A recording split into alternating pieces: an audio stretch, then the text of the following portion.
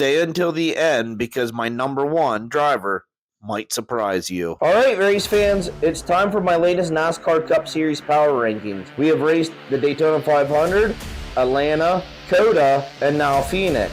And I'm telling you right now, some of these picks are going to make people mad. I got a few big names lower than expected, a surprising number 3 driver, and a number 1 driver who has been absolutely dominating lately. Now, before we jump into the power rankings, let me explain the algorithm I use to build this list. I look at several key stats from the last 4 races to measure who's really performing the best right now. That includes race wins, stage wins, the number of top 5s and top 10s, along with their average start and their average finish. And finally, I factor in laps led because drivers who are controlling races deserve extra credit. Put all of that together, and that's how I calculate this week's NASCAR Power Rankings. And if you think I'm missing a stat that should be in the formula, let me know in the comments down below. I look forward to seeing them. Starting off at number 10 is Zane Smith. Now, some people might think this is a little high, but Smith has quietly been building momentum. We may not be winning races yet, but his consistency and ability to stay competitive puts him inside my top 10. Out of the 4 races so far, Zane has 2 top 10s, a stage win, an average finish of 18.25, an average start of 17.75, and Zane led 10 laps. At number 9, I've got Ross Chastain. Now, before the Trackhouse fans come after me, yes, Chastain has the speed to run near the front, but recently the finishes just haven't matched the potential. This far in 2026, Chastain has a top 5, a stage win, with an average finish of 21.5 and an average start of 16.5. Ross has also led 16 laps. Moving from our honorable mentions from our pre-Daytona 500 power rankings, Ross has changed to the number 9 position. Number 8 might surprise some people. Denny Hamlin. Hamlin is always dangerous, but right now the recent results just haven't shown the dominance we're used to seeing. Let me explain this. 2026 so far, Hamlin has a top 5, a top 10, an average finish of 14.75 with an average start of 20.25. He has only led 18 laps. Since our 2026 pre-Daytona 500 power ranking video, Denny has dropped 5 spots in the power rankings. At number 7 is Chase Elliott. Hendrick Motorsports has shown speed, but Elliott still needs a little bit more consistency to climb higher on this list. Chase has a top 5, a top 10, an average finish of 11.25, with an average start of 9.75. Chase has led 13 laps this season so far. He remains in the same spot in this power rankings as he has in our 2026 pre-Daytona 500 power rankings video.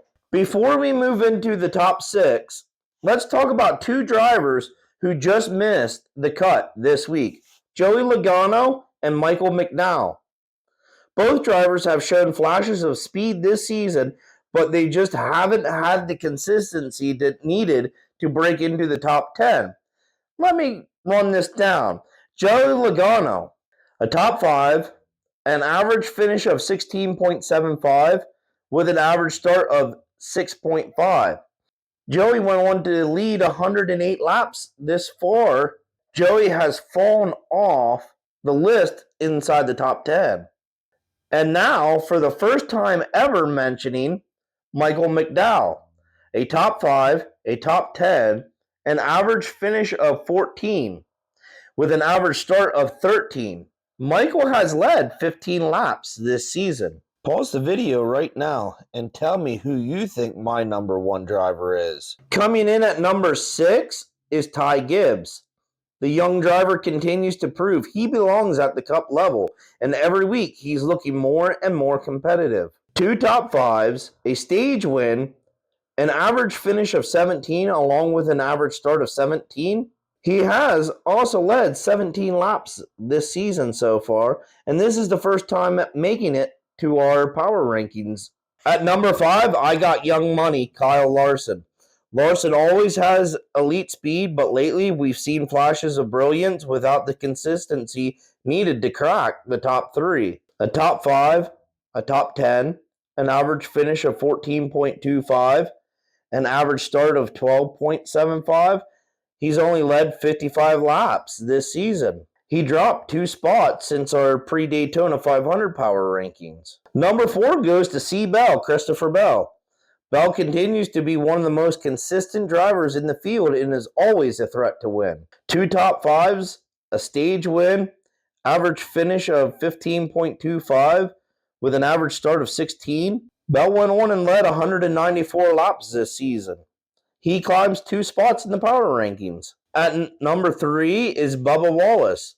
This might be controversial, but Wallace in the 2311 racing team has shown serious speed lately. 3 top 10s, 2 stage wins, an average finish of 8.75 with an average spot of 22. Bubba's led 86 laps, and he climbed 7 spots since the pre-Daytona 500 Power Rankings video. Number 2 this week is Ryan Blaney. Blaney continues to show championship level performance and has been one of the most consistent drivers in the field. He has 1 race win, 2 top 10s, a stage win, an average finish of 11.5 with an average start of 9. He's led 47 laps and he climbed 2 spots in the power rankings. But before we get to number 1, if you're enjoying the rankings, make sure to hit the like button. And now, taking the number 1 spot this week in our power rankings is Tyler Reddick.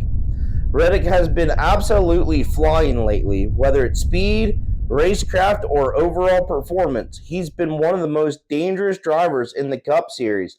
3 wins, a top 10, an average finish of 2.75 with an average start of 9. He has led 112 laps, and he's our new leader for this power rankings. And now, I already know people are going to disagree with some of these rankings. So let me know in the comments who's too high, who's too low, and who should actually be number 1. If you enjoyed this video, make sure to like, subscribe, and I'll see you in the next one.